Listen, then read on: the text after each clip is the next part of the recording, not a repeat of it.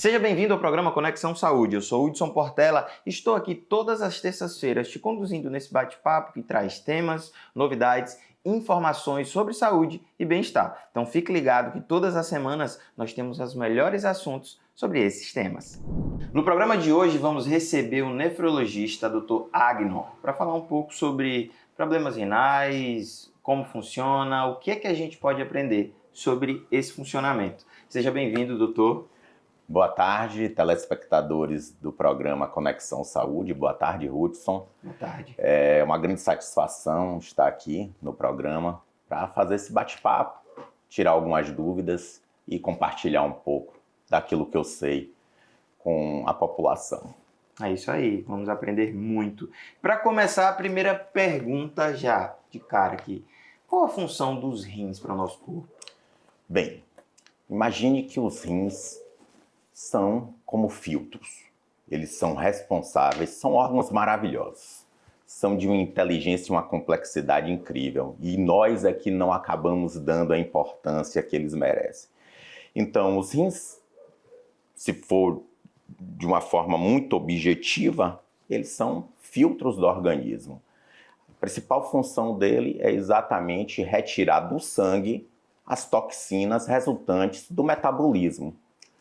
Quando ingerimos proteínas, principalmente, nós geramos toxinas no organismo chamadas escórias nitrogenadas, que precisam ser eliminadas por algum meio. Esse meio não é possível através da respiração, então utilizamos como veículo para a depuração a urina. Então, a principal função dos rins é retirar as toxinas, as escórias nitrogenadas circulantes no sangue resultantes do metabolismo, mas não é apenas esta função. Os rins, eles são o grande maestro da pressão arterial. Embora a grande maioria não saiba e atribua a magnitude desta função ao coração, quem é o grande responsável pelo controle pressórico é o rim. Por quê? Porque o rim é responsável pelo equilíbrio hídrico do organismo. É ele que mantém o organismo, o líquido no organismo, no seu balanço perfeito, evitando que o paciente desidrate, ou a pessoa desidrate, ou que ele fique inchado. Quanto mais a pessoa incha, mais tendência à hipervolemia ela tem, e logo o paciente tem tendência a ficar hipertenso. Também é grande responsável pelo controle eletrolítico, ele controla os sais no organismo, evitando então que se acumule potássio, que se acumule sódio, equilíbrio do fósforo. Então, essa sinfonia mantém o organismo em homeostase. Além disso, o rim também é responsável pelo controle ácido-básico do organismo, evitando que o organismo entre em acidose. O organismo não pode ficar ácido, ele tem que ter um pH perfeito, pH neutro. Equilibrado. E evitando alcaloses também. O rim é de uma magnitude tamanha que ele produz até um hormônio chamado eritropoetina, que é responsável por estimular a produção dos glóbulos vermelhos, ou seja, ele evita a anemia, estimulando a medula óssea a produzir os glóbulos vermelhos. E também é responsável por ativar a vitamina D. Olha aí. São várias funções. A nível do organismo, a magnitude de funções que um único órgão faz, o rim só perde para o fígado. Entendi. O senhor falou umas 4 coisas aí que eu não sabia que era a função dele. Então eu já parto para a próxima pergunta. O que é a insuficiência renal? Bom, uma boa pergunta. Preste bem atenção. Todas essas funções que nós elencamos, a insuficiência renal vai acabar afetando cada um desse desempenho renal. A insuficiência renal, ela nada mais é do que a perda das funções dos rins, comprometendo essas diversas frentes em que o rim acaba agindo para garantir o funcionamento do organismo normal, a homeostase. Então, a partir daí, existem as classificações da insuficiência renal, né? Que pode ser aguda ou crônica. É isso que eu ia perguntar. No caso, a insuficiência renal aguda. A insuficiência renal aguda seria uma perda rápida, subitânea, uma perda que não dá tempo do organismo se adaptar. Então, ela acontece ao longo de horas ou ao longo de poucos dias. Então, o rim deixa de funcionar de forma rápida, sem dar tempo do paciente se adaptar a essas mudanças. Então, os sintomas que ela apresenta são muito mais intensos e mais graves. Já a insuficiência renal crônica, hoje o nome correto é doença renal crônica, e para a insuficiência renal aguda, o nome mais atual é injúria renal aguda ou lesão renal aguda. No caso da crônica, essa perda de função acontece de forma lenta, progressiva, insidiosa ao longo do tempo, que dá tempo ao organismo de se adaptar a essa perda de função. Logo, a grande maioria dos sintomas envolvidos na doença renal crônica, eles são pouco perceptíveis para o paciente. Ele até é subestimado, porque leva um tempo grande para que o paciente venha a sentir tais sintomas. Quando o rim acaba perdendo boa parte de sua função, considere que o rim tenha 100% de sua função. Quando perdemos por volta de 65% a 70%, ou seja, até que o rim caia a 35%, 30% de sua função real, é que vão aparecer os primeiros sintomas na doença renal crônica. O rim é um órgão bastante resiliente e de uma grande reserva funcional. Por isso que boa parte das pessoas não acabam percebendo. Então, essa reserva funcional é muito importante, porque o rim ele está sujeito a muitas lesões, mas, porém, acaba sendo um órgão muito subestimado, exatamente pela sua resiliência, pela sua resistência. E com todas essas funções, isso é um problema, né? Com certeza, porque a insuficiência vai afetando essas funções do organismo. O que causa a aguda e a crônica, doutor? Então, é muito multifatorial. O rim é um órgão interessante porque quando ele não é o problema, ele se mete no problema dos outros.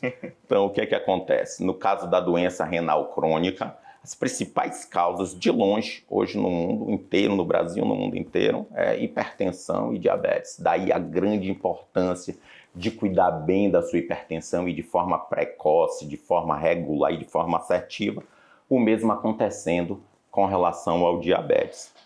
Em seguida vem as glomerulonefrites, né, que são inflamações nas unidades funcionais do rim, os néfrons. A gente tem em seguida as nefrites intersticiais, como por exemplo as infecções urinárias de repetição, doenças hereditárias como anemia falciforme, doença renal policística, vasculites como lúpus, e causas desconhecidas, que o paciente acaba chegando num estágio tão avançado que é impossível saber o que levou à doença renal crônica.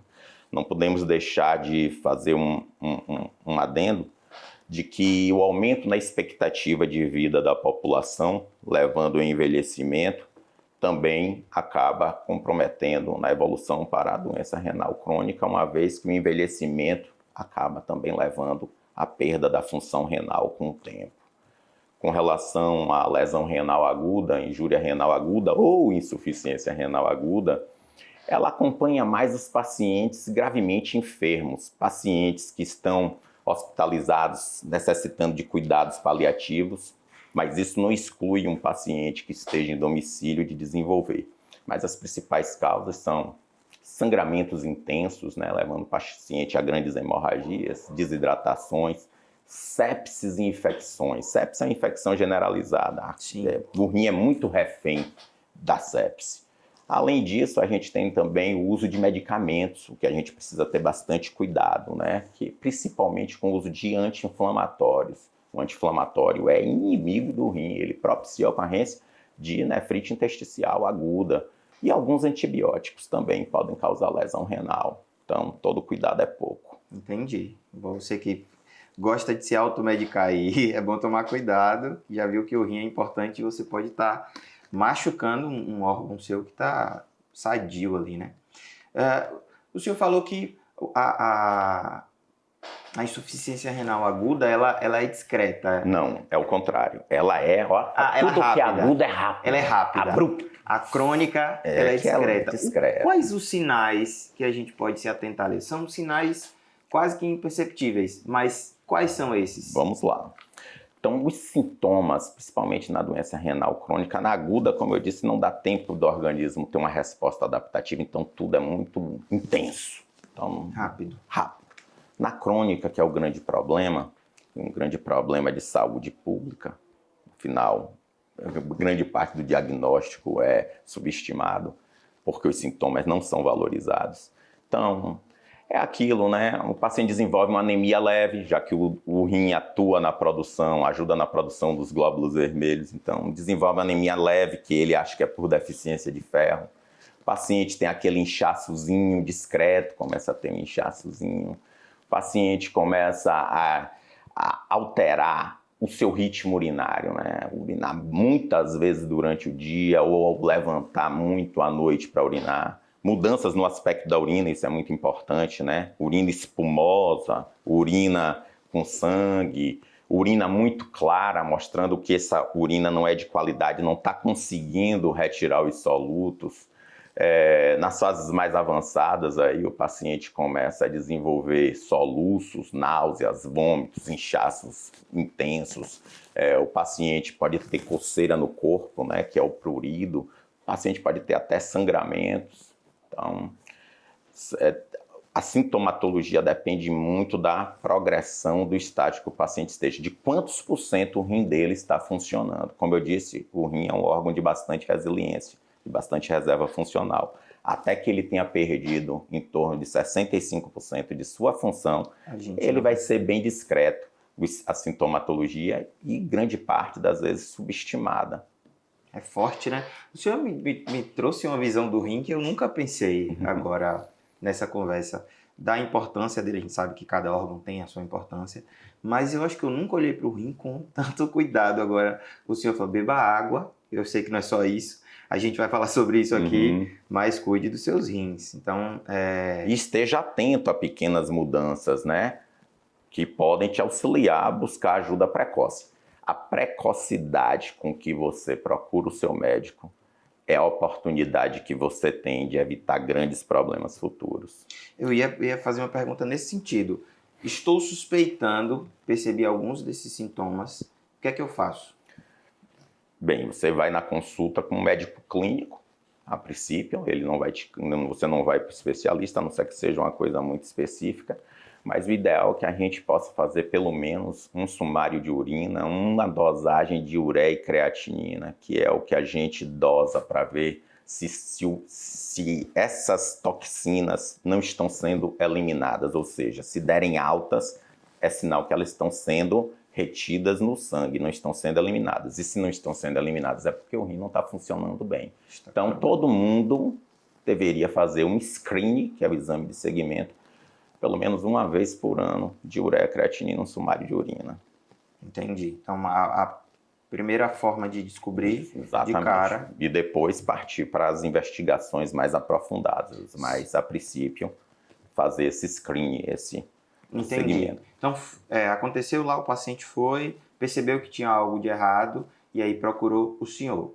E aí, agora o que é que a gente faz? Bem, dosou ureia, creatinina, e aí a gente viu que está elevada, e aí, então vem para o especialista vai fazer outras avaliações, vai solicitar um ultrassom do rim, ver se tem alguma deformidade anatômica no rim, tem cálculos renais que estejam obstruindo, tem uma próstata aumentada que está obstruindo, tem alguma coisa no útero que também está obstruindo, tem algum problema na bexiga, um paciente que está tendo infecções urinárias de repetição, como é que está a hipertensão e diabetes desse paciente? Então, a gente vai pedir outros exames, como dosagem de proteína na urina, microalbuminúria, e ver o quanto está o funcionamento desse rim percentual, que é o clearance de creatinina.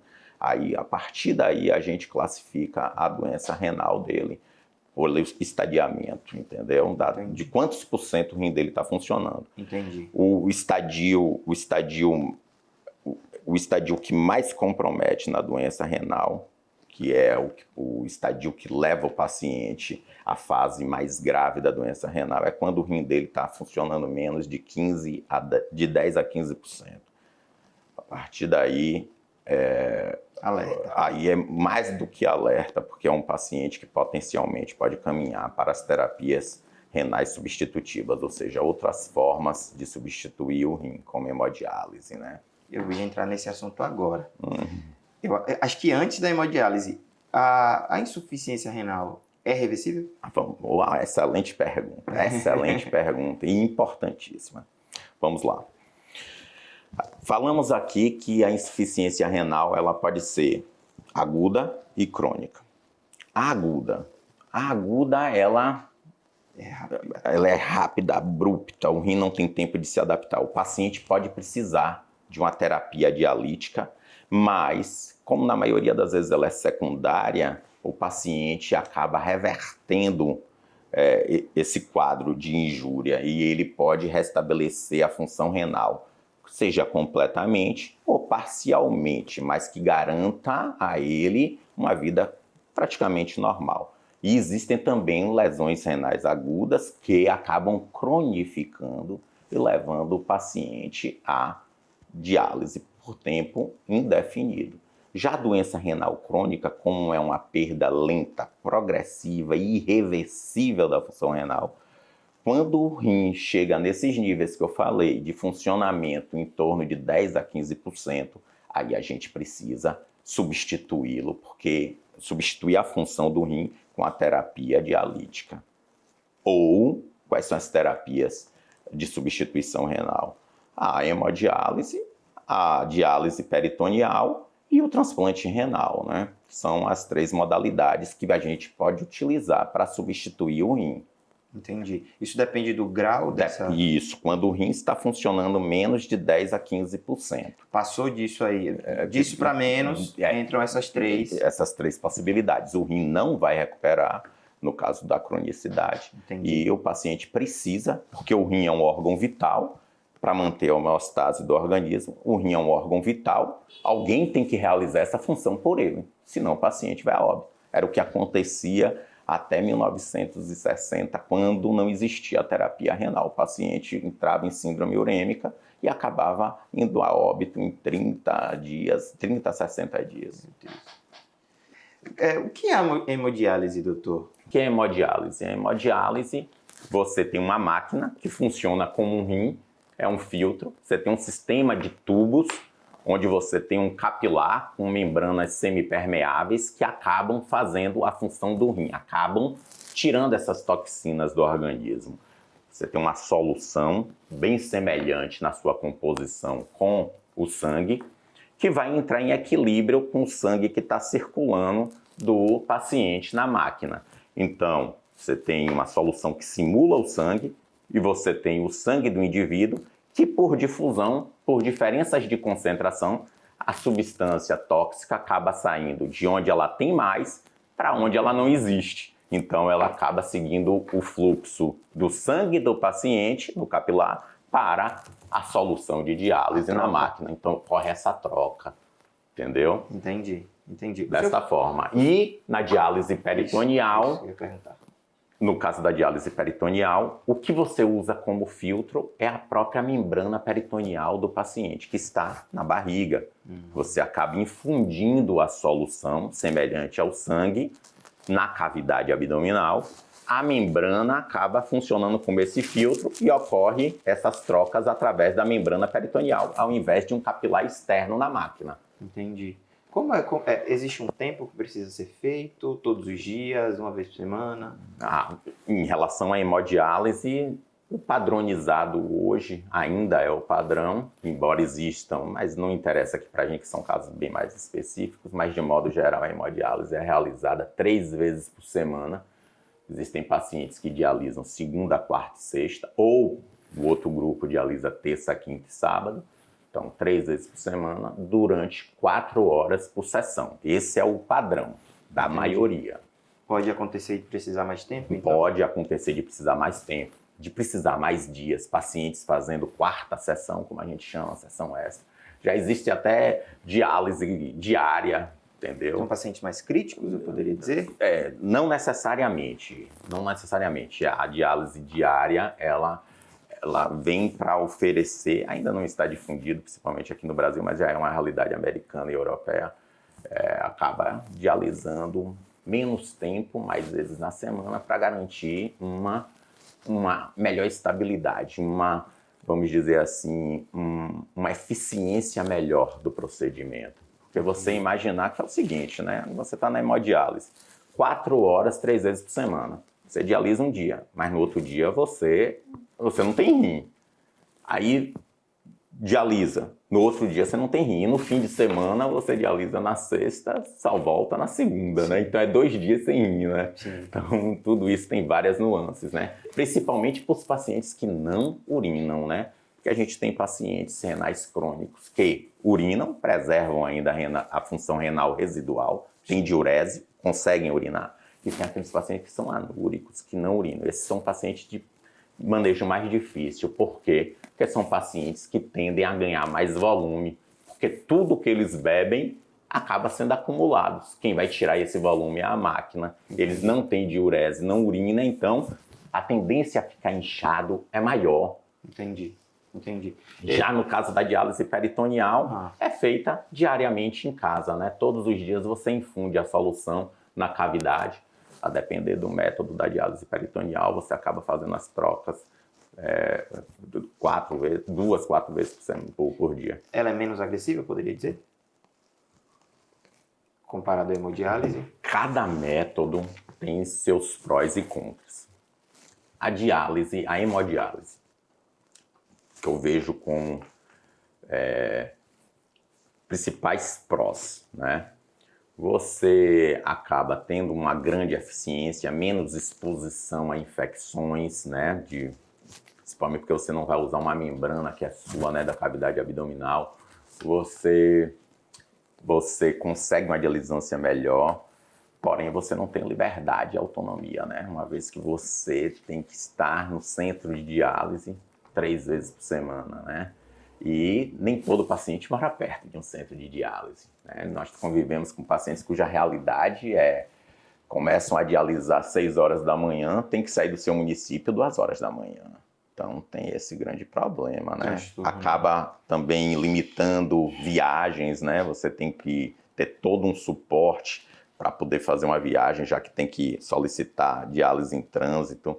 Já a diálise peritoneal, ela te garante mais autonomia e liberdade, já que você faz em casa, mas te expõe mais a infecções abdominais. Precisa ter também todo um aparato, né, de treinamento, porque você usa as mãos para fazer a infusão da solução. Então, qualquer contaminação é capaz de fazer infecção no peritônio. E uma vez infectado esse peritônio, a depender da extensão dessa lesão, você acaba perdendo a viabilidade desse peritônio para diálise peritoneal, e aí tem que se converter em hemodiálise. Entendeu? Então, cada método tem a sua complexidade, seu pró, seu contra, mas os dois são métodos bem efetivos. Entendi. Existe um efeito colateral? Dói, não dói? É perigoso? Acho que é uma dúvida, pode ser uma dúvida interessante para quem está em casa. Vamos lá. Para a hemodiálise. O grande problema da hemodiálise é isso que eu te falei, né? A gente acaba manejando pacientes que são anúricos, tem um grande ganho interdialítico de volume, acabam ganhando muito volume, e aí a gente precisa secar esses pacientes no dia que ele vai para a sessão. E quanto mais volume você acaba tirando do paciente, mais ele fica exposto aos efeitos colaterais, né? Que é a instabilidade hemodinâmica. O paciente pode tender a hipotensão, cãibras, tontura, né? Do abdominal por conta dessa isquemia relativa que ele acaba causando, né? Nos pequenos vasos. Pode ter também cefaleias, né? E aqueles pacientes cardiovasculares, né? Pacientes que têm graves problemas cardíacos, eles são pacientes mais suscetíveis a essas instabilidades, né, durante a hemodiálise. O que até acaba indicando que esses pacientes acabem tendo preferência pela diálise peritoneal, que acaba instabilizando muito menos. Então, não existe uma receita de bolo. O paciente é sempre avaliado de forma individualizada. Cada caso. A gente tem algumas dúvidas aqui do pessoal. A primeira dela era: hemodiálise dói? Não. Não dói. O catéter? Pode ler um pouco. Beber água realmente protege os rins? É uma excelente pergunta também. Ó, é o seu momento de beber água. Então, eu costumo dizer o seguinte, eu faço a seguinte paródia com meus pacientes em consultório. O rim é um análogo de uma bomba d'água. É claro que é muito mais complexo, mas a nível didático, o rim é uma bomba d'água. Precisa de água para poder trabalhar. Se não tiver água, bate seco e queima. É aquela plantinha que você rega todos os dias e que se você não regar, fica seca e morre. Então, água para os seus rins é uma coisa mais do que positiva. O rim precisa de água para trabalhar bem. Olha aí. Até porque uma das razões de lesão renal é o quê? Desidratação. Desidratação. Entendi. E uma última pergunta, e acho que pode ser também um momento de chamar a atenção da turma que está em casa aí.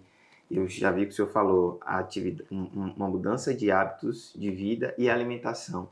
Isso é, de fato, determinante para a gente evitar problemas renais? Com certeza. Em que sentido? A água entra aí, nesse estilo que a gente já falou. A questão da água. Vamos aos alimentos. A gente precisa criar uma cultura de restringir sal. Por quê?